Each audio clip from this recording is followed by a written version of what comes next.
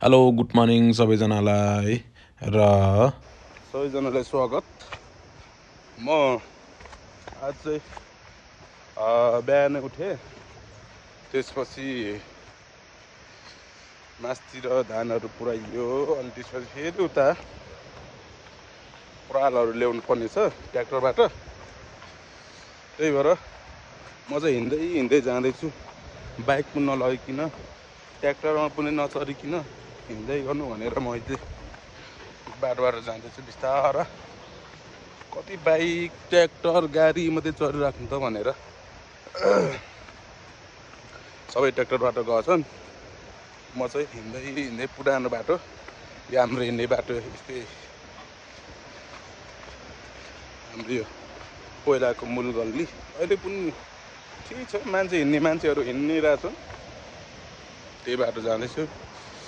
अनि सबैजनाले के भनौँ, त्यस्तै हो। अबको फेरि एकछिन म पराल लोड गरेकोदेखि लिएर सबै देखाउने छु। अहिले यति नै। म चाहिँ अहिले ठ्याक्कै खोला आइपुगेँ, पुलबाट तर्दैछु। त्यही हो होइन। यो पुल चाहिँ लगभग बनाएको मलाई पनि थाहा छ, म सानो थिएँ। यो जुन लामो यो लट्ठाहरू ल्याउँदा चाहिँ पुरै 10-12 जनाले बोक्नुपर्ने रहेछ, पुरै गोलो पारेर।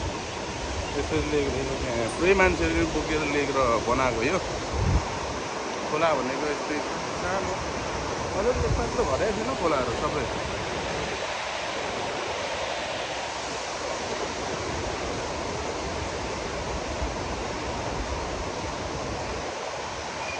लामै छ नि पुल।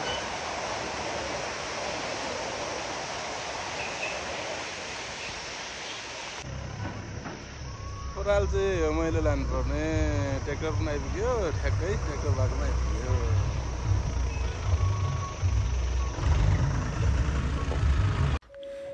अहिले ट्र्याक्टरमा चाहिँ के अरे सबै लोड गरिसकेर अब हामी चाहिँ यहाँ खोला आइपुग्यौँ। खोलाबाट हामीहरू लगभग उकालो चढ्दैछौँ। त्यही हो, यसमा साउन्ड म्युट गरियो किनकि गीत बजिरहेछ ट्र्याक्टरमा है। त्यही हो, सबैजना यस्तै छ गाउँघरको, के गर्नु, कहिले उकालो कहिले ओह्रालो, त्यही त हो नि है। जस दुईजना काकाहरू चाहिँ पछाडि परालमाथि बसिराख्नु भएको छ।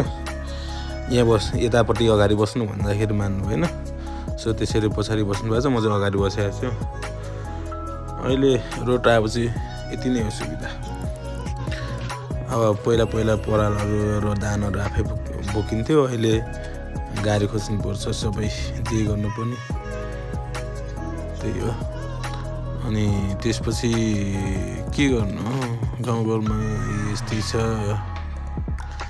यता डुल्यो उता डुल्यो, कामसाम केही हुन्न, गऱ्यो भने कति हुन्छ, तर पनि यत्तिकै हो।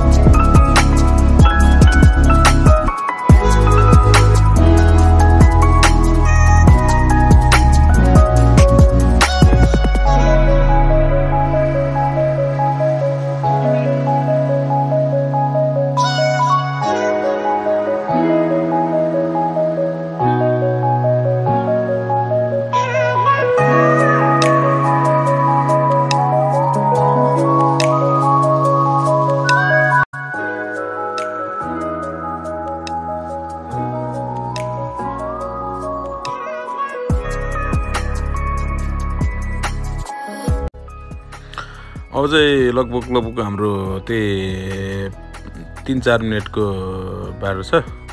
हामीहरू आइपुगिसकेका छौँ। अब आइपुग्यो नि त हामीहरू। यता हेर न भन्छ।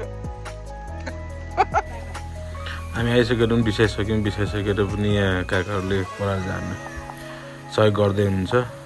उहाँहरू पनि पारिबाट आउनु भएको। अब यहाँ एकछिन पराल सराल झार्छौँ। अहिलेसम्म हेरेर साथ दिनुभयो सबैजनालाई धेरै धेरै धन्यवाद।